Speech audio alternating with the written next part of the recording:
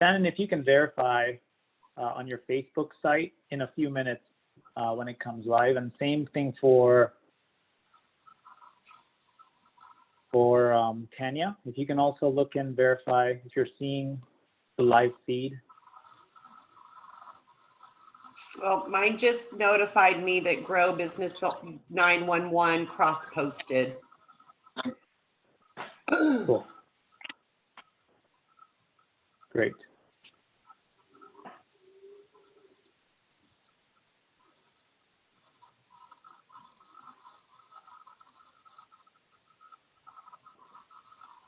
It's up.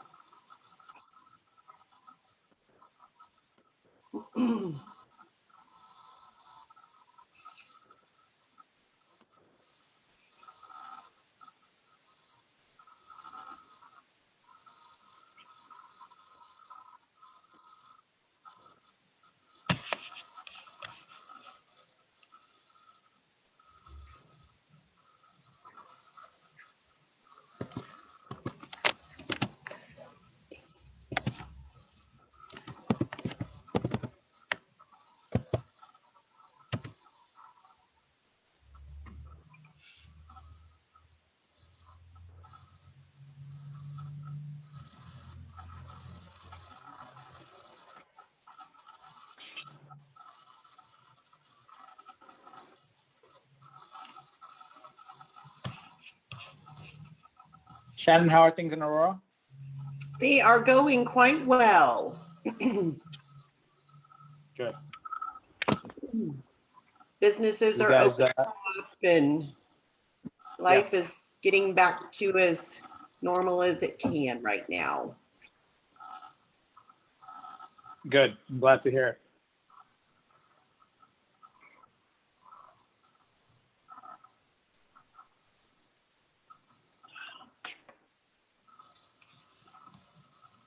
Casey, are you on? Did I see Marshfield hop on as well?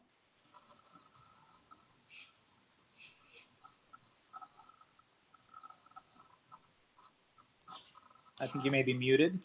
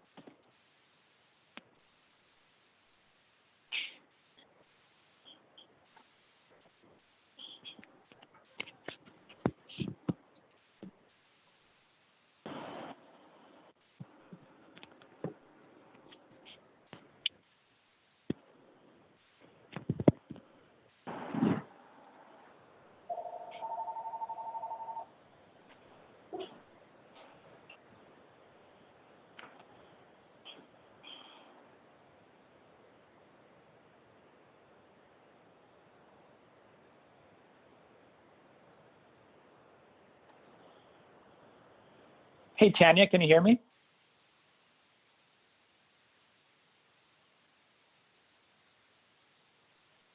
Yeah. Can I ask you for a small favor? I believe the folks from Herman and Mount Vernon will be joining us, but I don't see them logged in yet. If you wouldn't mind from time to time going to their Facebook chamber page, if you see any questions posted, would you mind just, when we call out the questions, would you mind just calling those questions out? Okay. It's the Mount Vernon and Herman are the two communities. Okay, it is noon, so we're going to go ahead and get started.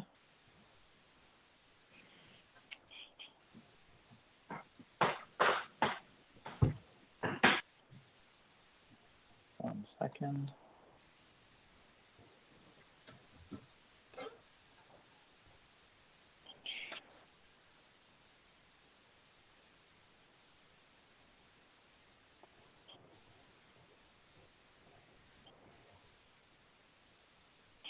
Okay, before Tanya has to remind me again, I'm going to hit record. All right.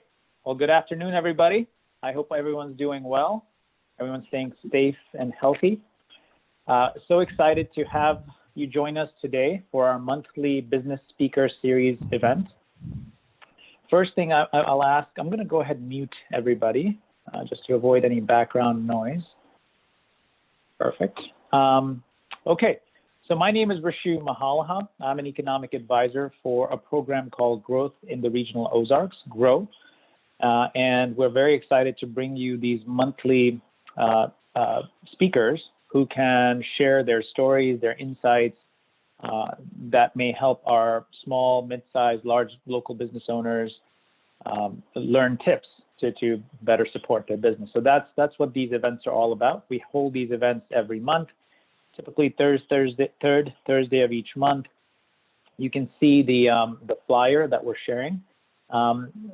This is our third for this year, and then we've got an exciting set of speakers coming up in the next 3 months after today, all focused on COVID-19 and how communities can cope with COVID. So hope you can join us and continue to join us. I also want to, none of this programming would be possible without our amazing local chambers. So I just want to give a shout out to some of our chambers that have been instrumental in making this programming happen. Starting with our chamber in Buffalo under the leadership of Tanya Watson, our chamber in Aurora under the leadership of Shannon Walker, our chamber in Herman, which is our new community that's just joined the GROW program under Melissa Lensing, Mount Vernon under Pam Dudley, and Marshfield under Casey Matthews. And then we have several other chambers that are also members who are also viewing our programming today from Salem, Ashgrove, Eldon, Sarcoxie, and Carthage. So whether you're from these communities or even outside, we welcome you. A couple of quick housekeeping notes. Where we continue to test and play with new technologies. So today's event is, hopefully some of you are able to view it and listen to the conversation on Zoom, but it's also being live simulcasted on the local Facebook pages for Buffalo, for Aurora, for Mount Vernon, and for Herman. So any of those pages, you can see the content there as well. If you have any questions, please queue them up, and we'll be happy to take them up as we proceed forward. I do want to share with you really quick one more resource. If you go to a site called business911.org, there you should be able to see previous recording of all of our programming. So if that's something of interest to you, we have over, I want to say close to 15, 20 recordings of all the conversations that have happened in the past. So we welcome you to take a look at those. All right, so without further ado, I'd like to jump into today's conversation. We've got an incredible young lady who's joining us, Pati Sigman. And so maybe what I'll ask everyone to do is, actually, sorry, one more quick housekeeping note. If everyone could make a note of the survey, please take a moment to fill out the survey and let us know how today's event went.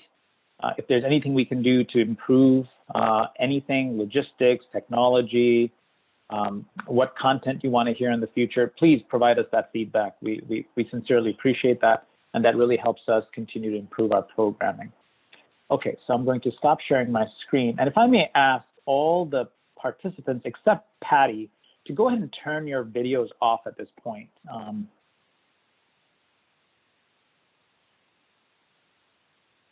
Great. Wonderful. Okay. So, Pati, can you hear me okay? Can you unmute your phone, Pati? I think you may be muted. Yes. Can you hear me now? I can. Okay. All right. So, our speaker today is Pati Sigman. Pati, how are you? Welcome. I'm good. How are you? Great. Thank you. All right. So today we're going to do something a little different. Typically, we have the speakers come and they have great content and then they share it. today's conversation is really more of a conversation. So I've gotten to know Pati a little bit over the last few weeks. I want to give a shout out to Shannon Walker for helping invite Pati to our conversation, and the community in Aurora for making this happen. So Pati, welcome. How are you doing today? I'm good. Thanks for having me. I appreciate it. Of course, of course. So Pati's got this really cool business. It's called Pencil Skirts by Pati. So what we thought we'd do today is maybe break up our conversation into two halves. As you may have noticed, the title of today's conversation is sort of the life and journey of a small rural town business owner. So we're going to be talking about business, certainly, but we also will be talking about the journey that specifically is unique to Pati. And I believe there's something really powerful there for us to listen to learn from, whether you're a community resident, whether you're a community leader, entrepreneur. I think there's really something really interesting that I'm so glad that Pati will be able to share with us. So Pati, let's jump right in. Let's talk about your business for a few minutes. So I can see you've got a mannequin in the background. Just share with us a little bit about what is your business. What is Pencil Skirts by Pati? So I am a modesty based business. I make skirts and I sell other attire that complements those skirts to pretty much everybody in the United States. Cool. Okay, so you make skirts, and you were kind enough to share with us some of your sites. Do you have a retail store, or where are you selling your product? So I am based out of my home. I make and sell everything out of my house. Got it. And you're selling out of your home, and then you also have an online store where you're finding customers. Is that right? That is correct. I do have a website. Okay. So if you can see, I've just shared with everybody, here is Pati's Facebook page. So you can see some of the products she's selling. She's producing a lot of, you're making a lot of the skirts yourself.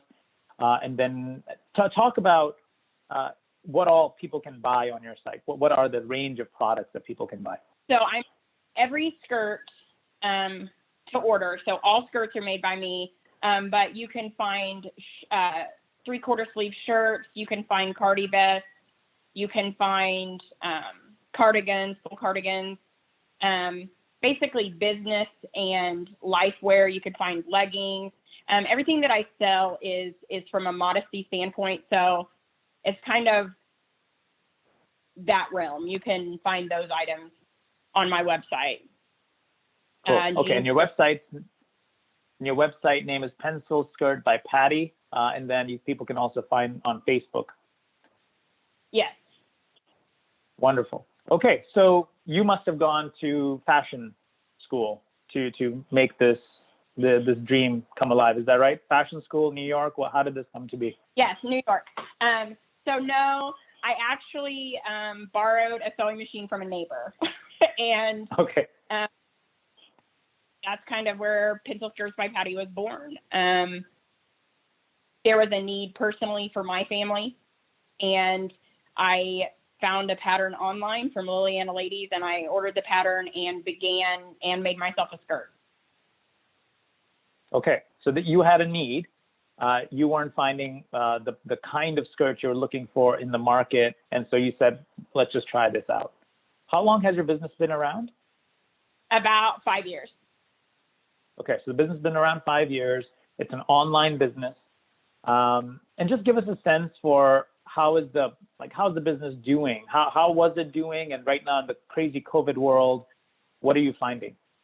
So I'm growing constantly. I was concerned about COVID because COVID shut me completely down for about 7 weeks. But whenever Aurora community started resuming some functions, I just blew up. I've seen a 309% increase in sales since we've started back up. I don't know if the ladies have just went crazy with their stimulus check or what's going on, but I definitely am still, I'm just seeing lots of growth each year. I just went public where I have my website and everything like that last year. And so it's broadened availability to people, and it's successful. Good for you. So you didn't go to fashion school. You must have gone to business school, MBA from some big fancy school. No MBA. All right. So yeah. Go ahead. I was just going to say, I actually, I did graduate from Drury University, but that was in 2017. I was actually a high school dropout. So. Okay. All right. So, so you've got this business. Give us a sense of just how many orders? How many orders were you processing like 8-10 weeks ago, and what's the volume look like today? So 18 weeks ago, I was probably making about 80 to 90 skirts a month. And then also selling the other items that are available. Now I am probably, which we've been open right at 3.5 weeks, and I'm looking at probably 150 to 175 skirts this month. So, wow. The thing that's a blessing for my business is that I let the product speak for itself. So these ladies are ordering one, they get it, and then immediately, as soon as they get it in the mail, they're ordering 6 and 7 and 8 at a time. Wow. And so you're not doing a lot of marketing, or are you spending money on marketing? No. Well, I mean, I pay for my website, but that's it. I mean, and that's like a $25 a month. I mean, I got to make one skirt to pay for that. So that's amazing. So you're you're in this crazy COVID time where many businesses are struggling. You don't have formal business experience. This is all still fairly new, 4 or 5 year old business. And so 10 years ago, did you always have an interest in stitching or in making clothes? Was that a thing, or is this a new sort of a hobby? No, I didn't sew at all. I think home ec in high school. Okay. It was more of a thing that after going multiple places to try to find modest clothing, it's not available. So I realized not only for my children, but people in my church and other people in my community are looking for modest clothing. And so there was a corner, and I thought, hey, I think I can do this. Awesome. Good. Do you have employees, or are you doing all the work yourself? I do it all myself. Okay. All right. Cool. Okay. So, Pencil Skirts by Pati, it's a relatively young business. Sounds like you've sort of figured out your footing, where you're focused. You're starting to see slowly business expand. So business is going well. In speaking with you, it was fascinating to hear sort of your journey. I think while this is a business speaker series, what I found really interesting is to sort of go into the background and the details of your life, because there's so much there. And I think part of what Grow tries to do is figure out how our communities can be more supportive to individuals like you who have an idea, who have a dream.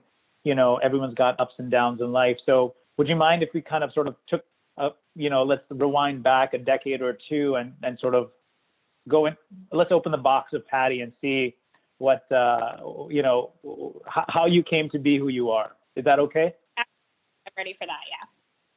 Okay, all right. So you shared with me a story about, I think you were 14, and you woke up one day, and it seems like it's a pretty vivid memory you have. You're 14, you open your door and you see something in your yard. Can you just talk about what happened and sort of your experience?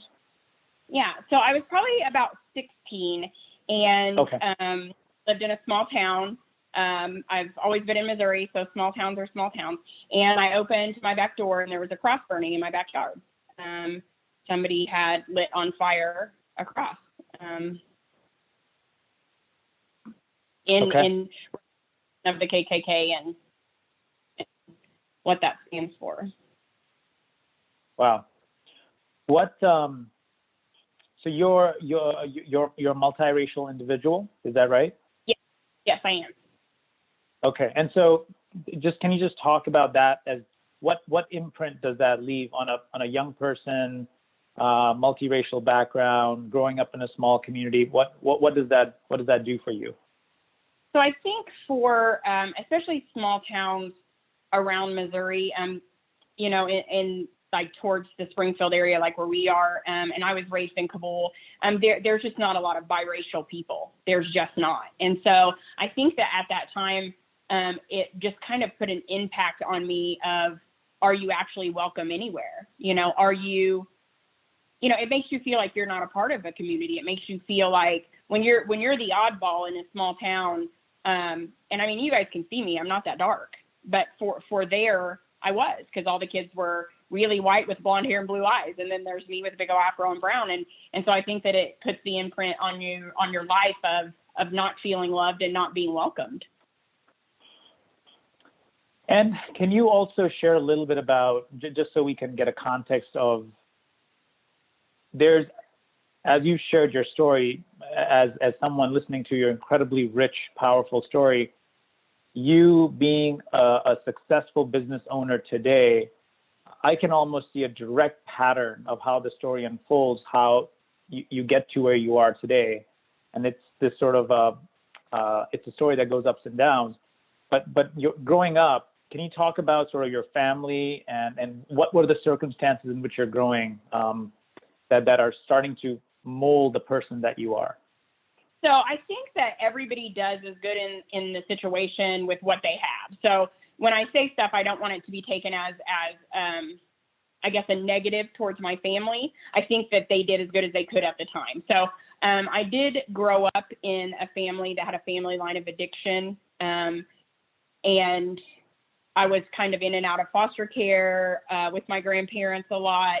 And so I think that from the business perspective, I began to learn early on to be a little bit more self-reliant. Like there may not be somebody to pat you on the back to say good job. And so I think that those things that I maybe looked at as a negative a long time ago are literally the things that enabled me to say, you know what, I fell down, but it's time to get back up, because there wasn't that supportive family role a lot growing up.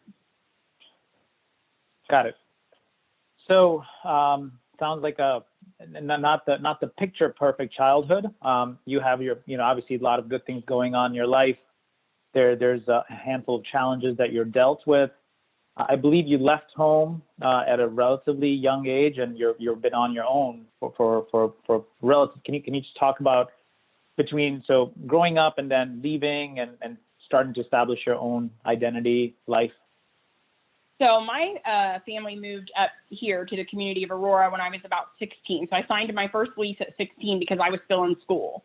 So I was working and I couldn't leave. And so just based on the things that had happened, it was fine for me to move out because we weren't really a connected family. So I stayed in Kabul for a while. Of course, at 16, when you're able to make your own choices, 16-year-olds don't need to make their own choices. So I just dabbled with drugs and alcohol and probably took a less than positive road through there. Yeah, sure. So you start living on your own. You finish high school, or you didn't finish high school? No, quit my senior year. Quit your senior year. Then you start to work, and it may not be sort of the perfect journey, but you're living on your own. You're making money. You're paying bills, and the dream is to eventually go to college and then further education. Is that right?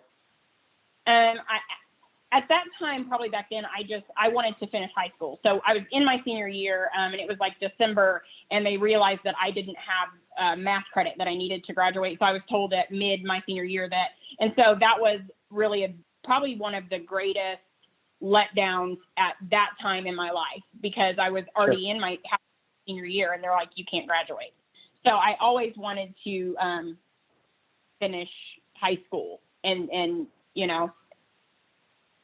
wherever it took me from there. Got it. So you do get to finish high school? Yes. I got my GED. in 2010. Okay, good. So you finished your high school. You're still working.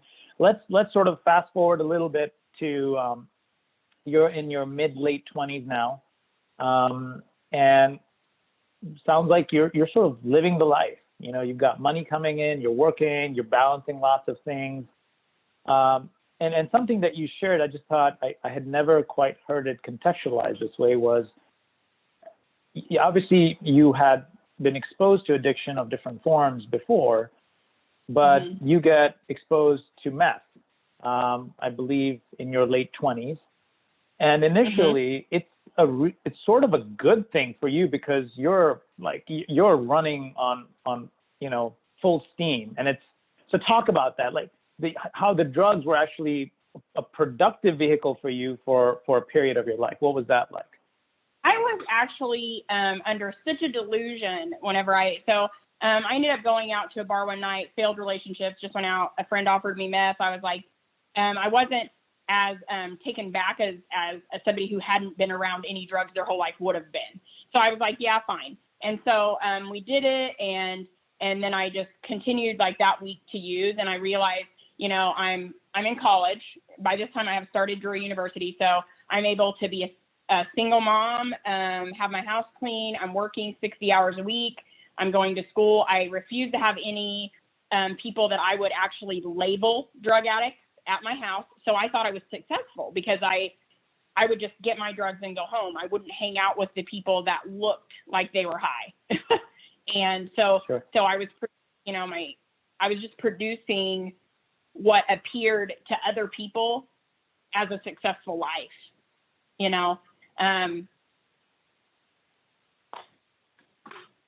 Okay, so I didn't know that was an experience that someone could have. So that's interesting. So it seems like, like if this was a novel or a movie, you can see like the house of cards being built, and you're like, oh my God, like this one card out of place, and something's going to fall. So just to talk about that, there was that period in college. There's a period of 3 to 4 months where one card comes out. To talk about that. So that was probably about so that all started in probably 2010, and I had mentioned in the story that you had read that I had a gambling addiction. And so when you have an addictive personality, you're kind of addicted in all areas. So you don't do anything part way. You go all in, good or bad.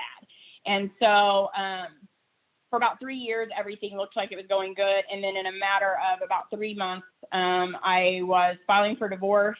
DFS had took my children. I had dropped out of college. I had wrecked my car, and I had lost my home. Wow. Yeah.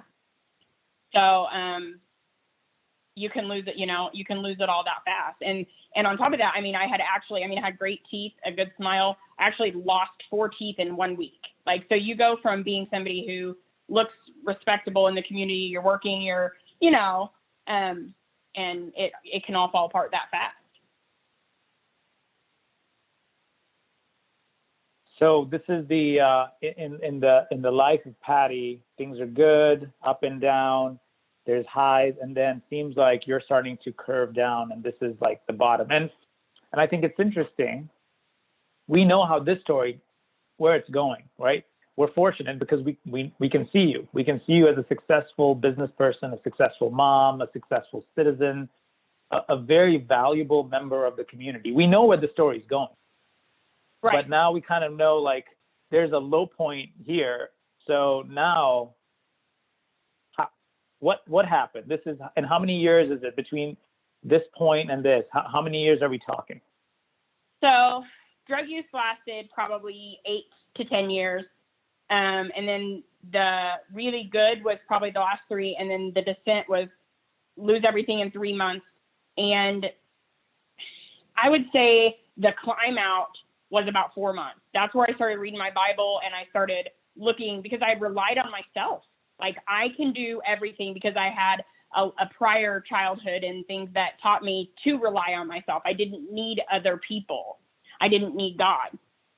And so that's where probably 4 months I began to climb out of the you lost everything, and now I didn't gain anything back. The divorce went through. I didn't get my children back. But probably about 4 months to see that I needed to climb out because I was in the worst pit that I had been in ever. So from that, how many years ago is that when you were in that pit? So I have been sober for 6 years. October will be 7. Okay. All right. And how many children do you have? And how old are your children at this time? I have 3 children. I have, at the time that I lost them, Siley, the baby, was 18 months old, and my twins were, I think, 12. So my twins are special needs, and now they are 18. We have some 2020 seniors, and we have an 8-year-old. Nice. So. Wow. Okay, so to walk us through this, you use the word, finding faith, finding personal faith. Talk about that process. So one day, I believe you said you were cleaning your home and you literally, it's like you find the Bible and right. You pick it up and you start reading it. So walk us through, literally day by day of you finding the Bible, what happens next? And so that's literally what happened. So I remember exactly October 8th of 2013, I found this Bible. I said, I'm not getting high again, and I have not been high since that day. So I began to read the Bible, and I felt as I read that there was a community that I was reading about in this Bible, and that I wasn't a part of that community. And so I kept reading and reading, and that's where it all began, is because I read that there was this community, and I wanted to be a part of that. Drug addiction, alcohol addiction, any kind of addiction that we're in is a lonely place for anybody. And so I wanted to be a part of something. And I think that people in general want to be a part of something. I think we all have that in us. Sure. So you're coming out, you're starting to stabilize your life. You become sober, and you get your children back. And it sounds like, that was, you sort of fought tooth and nail every step of the way, whether it's the bureaucracy or the system or just personal fights, but you finally get your children back. Absolutely. Talk about that. Talk about that first day when, you finally had the children back under your home and under your one roof. What was that like? Long process when they take your kids. So they had some concurrent plans going, a reunification plan with me and an adoption plan, basically with the underwritten terms of, if you don't do this, your children are gone. And so a 15-month process of counseling, learning to have better coping skills and how to maybe rewire your brain, your thought process, and how you endure struggles and stuff like that. And we went from supervised visits to weekend visits to overnight visits to reunification. And when my children came home, it was almost, I think our brains work on a reward system. And so it was the greatest reward, because I didn't want to provide my children the life that I had, and somehow I provided them the exact childhood that I had. And so to be able to have that second chance to maybe make some new paths and new memories for them will probably forever be the greatest thing that ever has happened in my life. Good for you. So this, it's amazing. So you go to church, you stabilize your life, you've got your children back. Now this is a business speaker series. So some of our attendees who may be wondering why we're going so personal into one's life, we thought this was an interesting story. Pati's story is really interesting because it really, in a way, it represents the people and the potential in any community that sometimes lies dormant.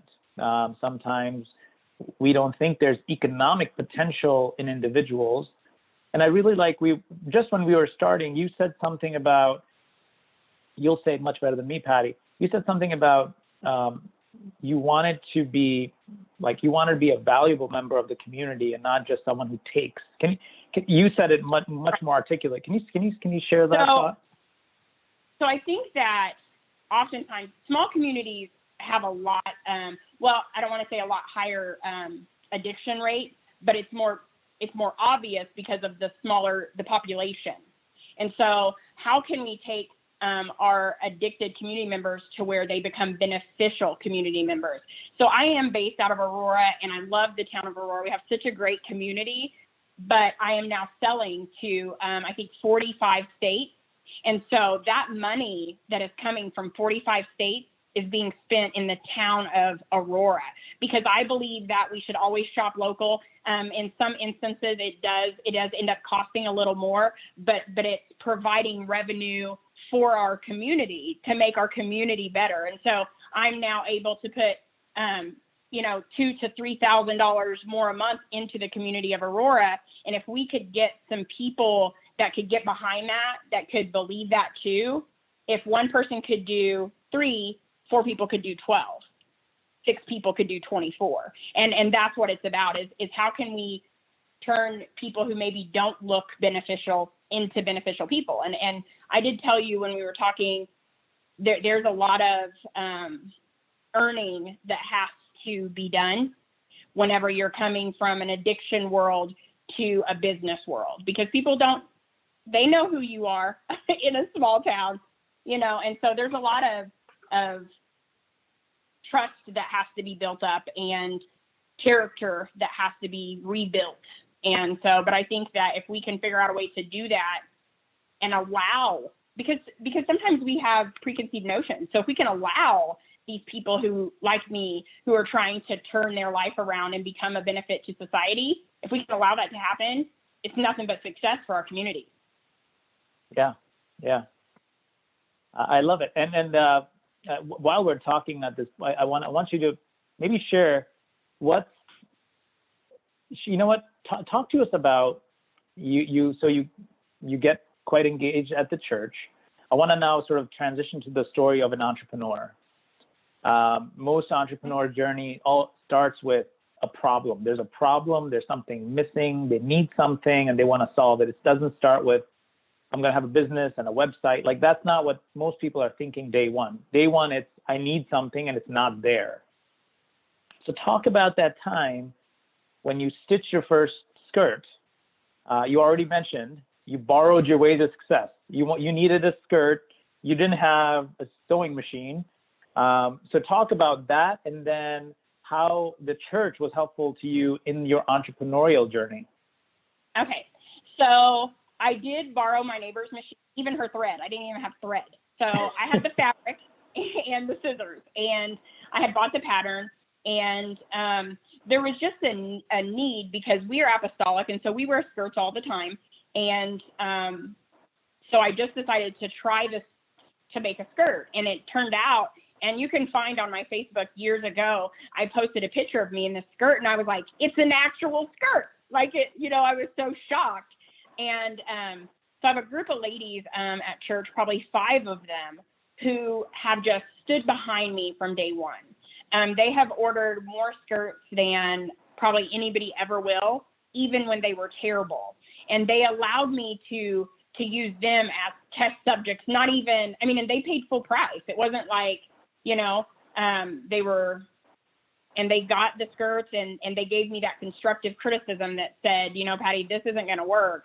This isn't, this is good, this is bad. And I allowed them to mold me into somebody that kind of listened to people, listen to what is the customer looking for? What are their needs? And it has just went crazy from there. That's cool.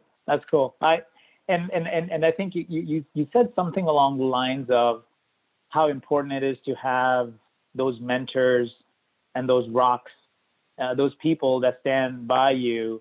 And the first time you knew you were onto something. So you've got an idea, you're building the skirt, you're making the skirts, and it's sort of working. And then the time you were like, wait a minute, I think I'm onto something. Talk about that moment. So for me, in the beginning, I think that we all have that level of self-doubt in the back of our mind. So even though these 5 ladies were getting multiple skirts, I kind of thought they're just church people and they feel bad for me, so they're going to keep buying my skirts.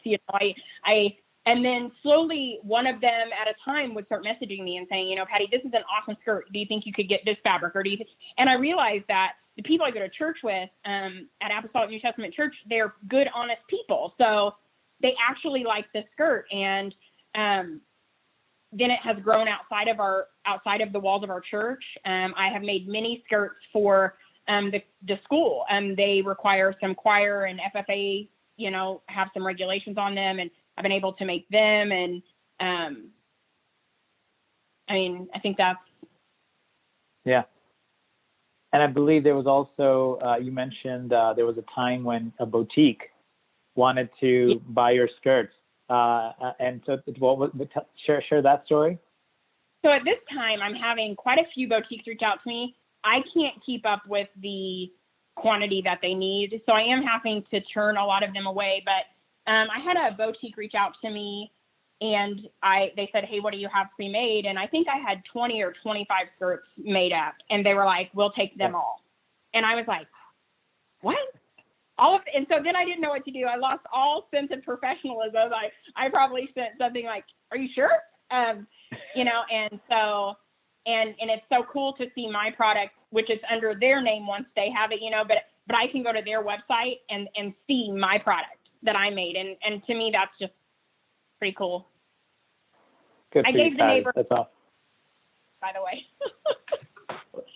I'm sorry, say that again. You broke up a little bit. What was that? I said I gave the neighbor her machine back and went and bought my own. Good for you. Good for you. Okay. So pretty soon I'm going to open it up to some of our chamber leaders. I don't know if you have questions or if questions have been coming in, but let me just ask maybe 1 or 2 questions just to sort of now get into the Q&A period a little bit. So obviously incredible story, Patty, story of, faith, of you having a lot of what you thought was great personal confidence and losing it, and then gaining this deeper faith, story of resilience, and the journey is just, it's incredibly powerful. Again, the reason we're having today's conversation is because we want to figure out there's no silver bullets to economic success of small rural communities. There's no one answer.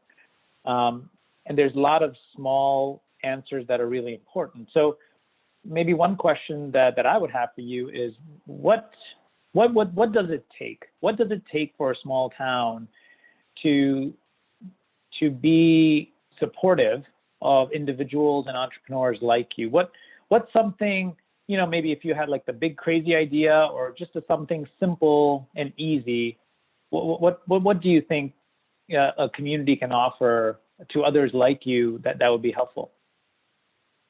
I think just to support the businesses, which I feel like Aurora does really good. We see personal Facebook pages of banks, and my bank, I bank at First Independent. They're constantly sharing other businesses from the community, and I think that kind of thing is because when people in the community see what is considered the big business, the chamber, the bank, the big restaurants, when they see those places supporting the small mom and pop or whatever, when it does grow business, because hey, I saw on the bank page, because then it's I can't think of the word I'm looking for, a reputable business, and so I think that once a small business has gained that trust just to kind of share with friends, especially word of mouth goes a long way in small towns, good and bad. Sure. Okay. All right. So if I can ask all the chamber leaders to go ahead and you can turn on your cameras. And I don't know if there's any questions coming in or if you have any questions.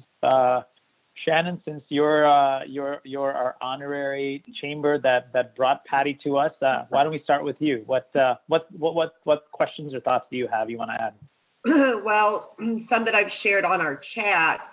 So one of the questions was, out of starting your new business, what is your greatest blessing that you've had, your most unique story and biggest blessing out of it? So for me, I am not a money-driven person. So the greatest success for me is just to be able to be a single mom, not worrying about groceries, coats, just kind of, I mean, I'm a single mom and I pay 2 car payments. Like I pay my grandma's car payment, like I'm making it. And that's the thing for me is, and I had told the other day that that's the thing for me is that I'll never put this business before my children. But wow, like we're going to go on vacation, like things that single moms don't have the opportunity to do. It's brought to my life. Very good. Those are great things. And because I do personally know Patty, I know all the cool things that she does. So, you know, her kids are great and she does take really good care of her grandma. So, the other question that I had was, if you could start your business differently, would you start it differently, and how would you start it differently? Is there something different that you would do, maybe knowing now what you didn't know then? No, I would do things exactly the same because I feel like the slow process of starting and the things that I've learned along the way, if I had, say that I had a money backer in my parents, or like I've learned lessons along the way that I needed to learn about my product, about me, about what I'm able to invest and what I'm able to return or get out of it. So I would probably do it the same. Very good. And then the last thing that I have is, Aurora's so proud of you. So at least I know I am. So, and the other thing that she didn't mention is she makes the best stuffed strawberries you'd ever put in your mouth. So that's her other little side gig that she's got going on. I like to make the people chubby and sell them skirts.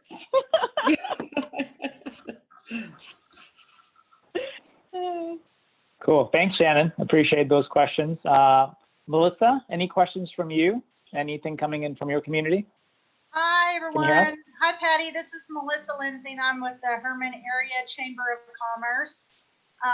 Loved hearing your story today. Congratulations on everything. We have a retired superintendent that has asked the question, when you were speaking about what happened your senior year, she asked for maybe some feedback on what the school administration or what the educators could have done to have helped you through that situation. So it wasn't done on school property. So the school actually never got involved. But I think that especially in small towns, I think that teachers, students, and staff alike are aware of racism. And I think that it should be something that is absolutely not accepted in any way, shape, or form ever at all. And I think that, I'm not a big person to make examples of people, but I think that it should be made clear that any form of racism will not be tolerated in a public school system. Powerful. Absolutely. Melissa, anything else from your community? I believe that was our only question. Someone else answered the question I had about the local use tax, so appreciate that. So yeah, I'm good. I'm good. Thank you again. Sure. Thanks, Melissa. Tanya, in Buffalo, any questions that you have, or any questions that came in from your community? One of the things, just wanted to say, Patty, thank you for sharing your story. One question we had was just kind of similar in how, when you were asked about starting your business, what is one piece of advice that you would give to somebody who is just getting started? Something that you feel like you wish somebody would have told you? Well, I don't know that I have advice of something that I wish somebody would have told me, but something that I have practiced from day one is stay in your own lane. Don't worry about what other people are selling.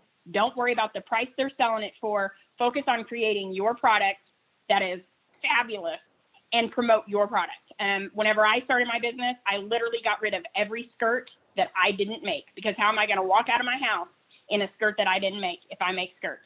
So when somebody asks me, hey, I love that skirt, every time it's an opportunity to sell for me. And so I do have friends that own boutiques, but I don't go follow new boutiques, because now that I make skirts, you know how the feed knows what you look at or whatever. So constant skirt ads are coming up. I don't go follow those because I'm not worried about what they're making. I'm staying in my own lane, focused on my business and the success of it. Okay. And then another question was, you had mentioned that you don't really do a lot of advertising. What do you think is one of the key things that have gotten your business off the ground if you weren't doing a lot of advertising? The quality of the product that I produce. And customer service. I mean, I think that we're in such a microwave mentality that people want that sale, they want that $20, they want it to be done. I may spend anywhere from 3 to 5 days explaining my product, you know what I mean? Like I'm investing a lot of personal time at 10 o'clock at night explaining hip size, waist size, fabric. And it's because I want to make people feel good about themselves. And I know that my product can do that. It's slimming, it's, you know what I mean? It's a quality product. And so I want to help them get what they want. I think that you're always going to get out what you put in. So if you're putting in 75% because you want to make a buck, you're going to get 75%. But if you go all in, you're going to get all out. And that's just all there is to it. Great advice. Thank you, Patti. Thank you. Thanks, Tanya. Anybody else? Casey, I believe Marshfield's on. I don't know if any questions in Marshfield have come up. As anyone else, if you have questions, please feel free to chat with us or let us know if you have questions. While folks are thinking, Patti, maybe one question I would ask you is, you know, I'm sure there's entrepreneurs on the call or people looking to think of starting new businesses. What opportunities do you see? If you could replicate yourself, and there's could be 2 of you or 3 of you, and while you're being focused on the pencil skirt business, what else do you see as needs that, you know, you're like, man, if someone would just do this would be there's such a need. Maybe it'll give some of our audience something to think about. You know, I don't know. I think that my answer to that is, you know, I don't really know that I have another maybe business idea, but I think that whatever your idea is, kind of like I was saying to Buffalo, go all in. You're not going to be able to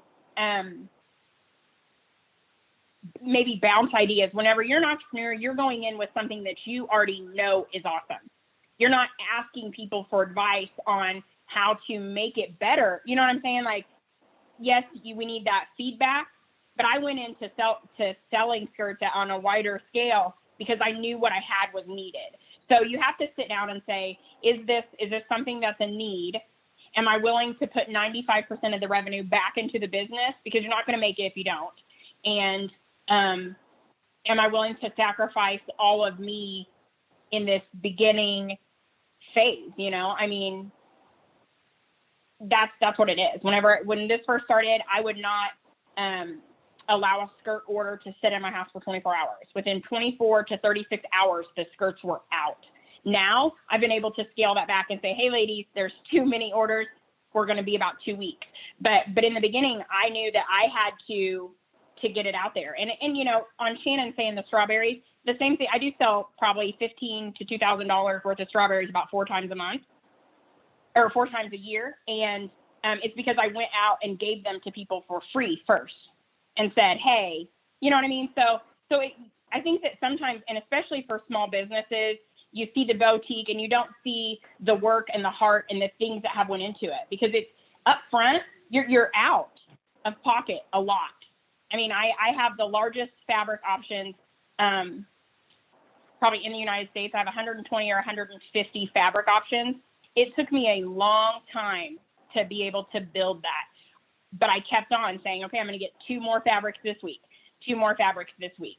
And I literally bought my fabrics 2 to 4 at a time. And now I have more fabric than I know what to do with. So, I mean, it's just amazing.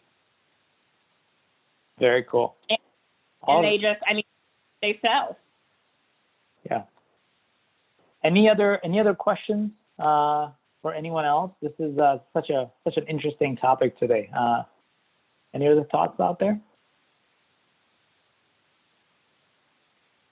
Okay, I have one.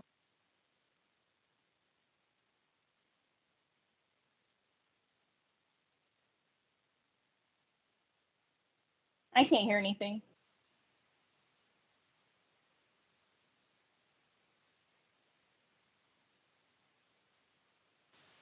Sorry about that. I had muted myself. Let me try that again. Could you see the website that I was sharing? Okay, Yeah. Great. So pencilskirtsbypatty.com is the website. Please visit it. Let's support local. She also has a great Facebook site. I've posted in the chat rooms real quick the survey for today's speaker and the event.